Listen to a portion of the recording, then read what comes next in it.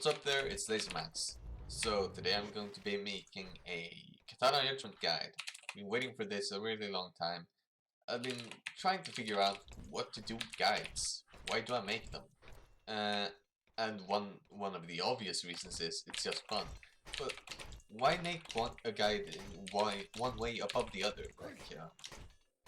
I just couldn't figure out what the purpose was. So I thought about that for a really long time, and then I concluded that the things you wanna learn in a guide really isn't something that's really hard knowledge to get. If you have any unique pieces of information that the game really doesn't teach you, then sure, that's pretty good too. But all in all, big guides like character guides or guides for the entirety of a game generally just teaches you what you could have figured out on your own, but you didn't have time to. Sometimes figuring out what the most viable way to play a character or like the items to get in certain games, like trying that out for yourself and seeing what works really takes a lot of time. It's not that you can't figure it out, it just takes so much dedication, consumes so much time, you don't really have that. So what a good guide is it tells you all the easy, obvious answers, so you don't have to walk around finding it out for yourself. So a guide is sort of like cheating on the test. Easy and simple answers, but yeah, a lot faster than doing it on your own. So that's kind of my philosophy of a guide. It's supposed to be short and simple, because the purpose for a guide is to be better than if you were just trying to find it out on your own. So I'm really competing with your individual ability to figure out a game. That's the guide.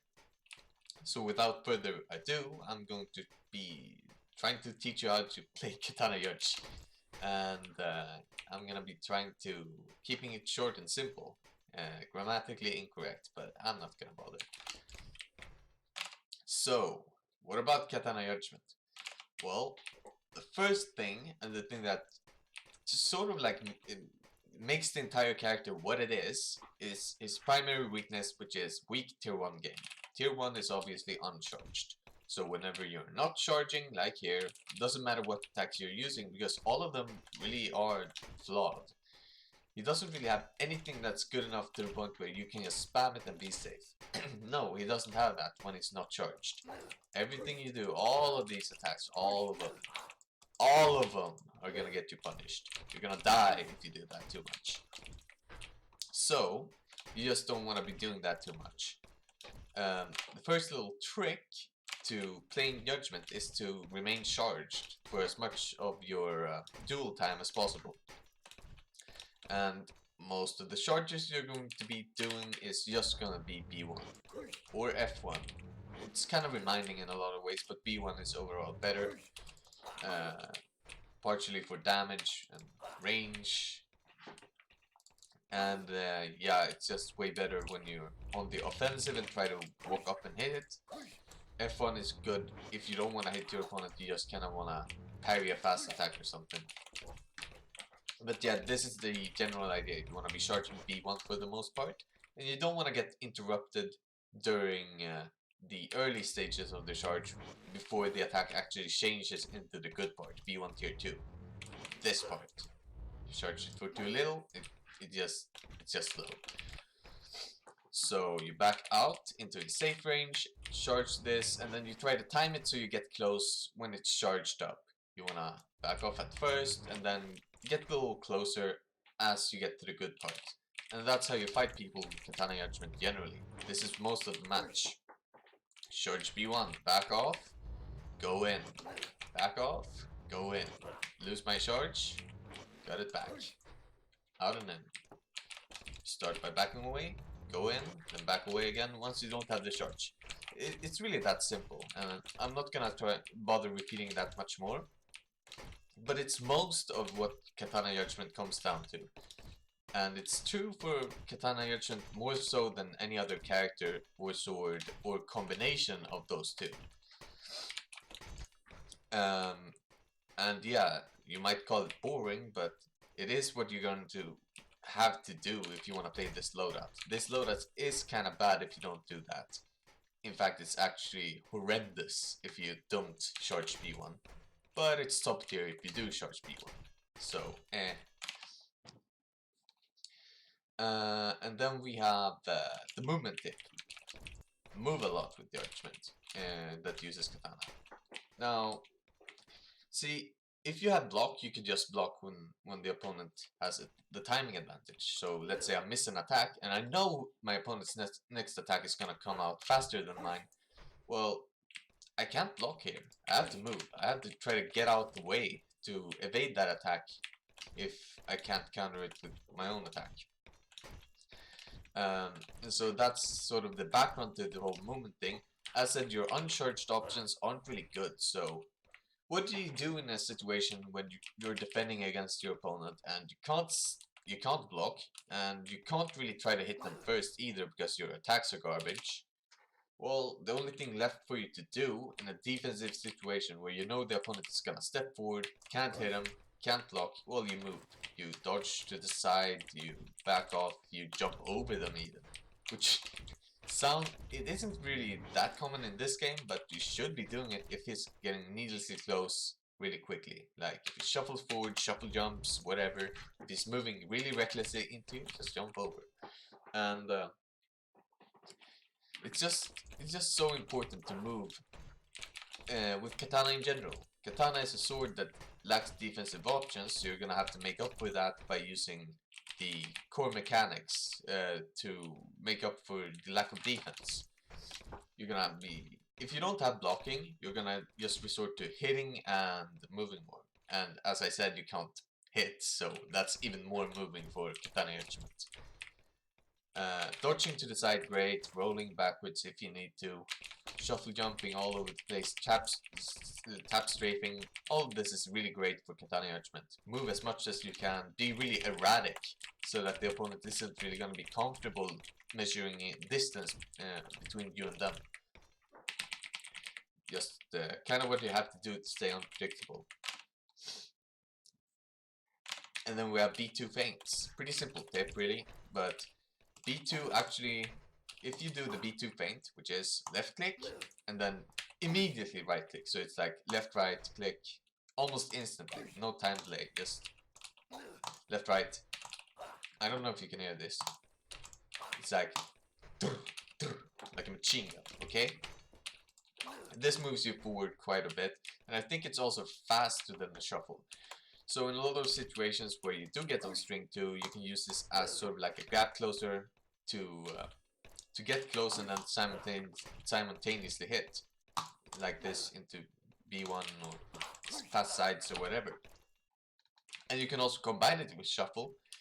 Doing shuffles into shuffles is kind of clunky, but this is more fluent because partially you can cancel the shuffle into this because it starts with an attack left click, or you can do this into the shuffle and well, it's also much smoother.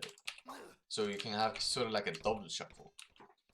Either way, you just want to use this like crazy when you go on offensive. Because, as said, if you're in a situation where you're forced to use tier 1 attacks, and all of them are garbage, you want to make up for that with movement. And this is a great way to do it. It's true that Judgement is going to have to stand generally closer with stuff like B1 and a fast fight to actually hit the opponent. But you can actually get into that closer distance by using superior gap closing abilities. So this sort of makes up for the lost distance you have in your quicker moves in your moveset.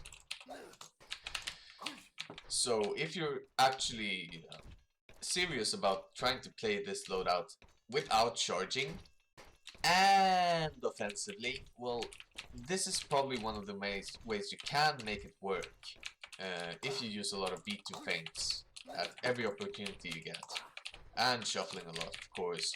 You can even shuffle to the side and then go forward with the B2 feint, forward with the B2 feint, side, back, whatever. You can create some pretty cool movement patterns that make it hard for the opponent to know where you are at what time. So that's a good tip too. And that's pretty much all of the general tips for how you play Katana Judgement. If you know that he's weak in tier 1 and you try to be careful when fighting there, stay charged for the most part and make up for bad attacks with movement and B2 feints, you're gonna do generally okay with all of those tips. Now to finish it off, I'm just gonna mention a couple, just a few, generally good moves that I think if you just do those moves, you'll do fine. You don't really need any other moves. First up, balance 1 tier 1. I've already mentioned the charging, so I'm not gonna include those here. But balance 1 tier 1. It's kinda meh. It's okay speed, okay range, but it's so mediocre and it gets outperformed by the really good range / speed attacks. Either way, what's actually good about this move, in ways that other moves aren't, is the active window. It's a pretty big swing, pretty big active window. It doesn't really leave you vulnerable for that long after it, so it's safe. If you want to parry, this is good. The opponent does a lot of fast attacks, you can predict the timing and just parry with this. You don't really want to hit people with it too much, but if they're walking into you or straight into your face, this is a good keep out tool. Make sure to aim it to the side a little bit. See that wall is my opponent. Aim it a little bit to the side. Not too much, because then the tracer gets, well, out of the way and doesn't protect you. But a little bit to the side so you don't accidentally end up walking into the opponent's attacks as it's starting up. This is safer for parrying, as good. You don't need the range in parrying because, well, the opponent is gonna mash his sword into you. So, because you're not targeting his actual character model, you're targeting the sword that's way in front of the opponent. Well, yeah. For parry tools, it's generally way better to sacrifice range for safety by aiming movement away. Like step-ins, aim that away to the side or something. You know, rule of thumb. That's just B1. Use it for parrying. B2. Another good move. B2 is good because it's got a lot of range, but it's really unsafe after it, so you don't want to miss. If the opponent is getting really reckless and into your face, use this for keep out. F1 into B2 is pretty good. So you see the opponent walking, just deliberately missed the F1 and then going to B2, keep out. And then only a few attacks left. Bad sides, good speed range combination. If you miss one, you just go into the other. So this is super safe. It's one of the better options Judgement has. Just do this all day long when the opponent is getting too cocky with you. If he thinks you're not gonna fight back, you throw this up his face and it's like, oh, this guy can fight. Then you got air sights. Air sights is mostly like combo filler. When you want to hit the opponent more but don't know what to do, and also like if you want to get around the block, hit them in the back, that sort of stuff. Really good. Not as good for parrying heavies, but if you're way ahead of time and you can still parry heavies, problem is you're gonna end up walking into them instead of parrying them. But yeah, combo filler. You do something like F1, B2, this, and then you don't know what to do, just fill in the air attack. Pretty good. Offensive too. And then lastly, the last move on this list, heavy left. It's pretty self-explanatory. It's a parry tool for the most part, and it's got pretty absurd range. So you can snipe people with it if they're unprepared. But it's really slow, so don't get too cocky with this. But if your opponent is using a lot of balanced attacks, especially if it's a pure charging balanced attacks, for instance, or anyone else charging any balanced attacks, you want to use this. It's gonna be really good. The fact that this is slow doesn't matter, but the opponent's moves also are generally slower. And if you're really only using this for parrying, as said, aim the momentum to the side. I actually aim this way to the side, to the point where I almost turn entirely backwards during the startup of this. I flick my camera back, flick it back. Momentum goes backwards, so it goes forward. Way safer to do it this way. And yeah, it's just a generally okay tool. And this is all the tips and all the moves I would use this is more than enough information to do generally well with the character. Just implement it, try it. Shouldn't be that hard to keep in mind to be defensive and stay on the move when you're not charged, and then when you do charge, walk forward and fight. That's all there is to it, really. I would say Katana Judgement is a fairly simple character in that sense, but it's also very unforgiving because you limit yourself to be playing in a very restricted and boring way if you wanna still win a couple of matches. But either way, this is the guide. Hope it's been useful. And yeah, leave all your criticism in the comments. All your trash talk too.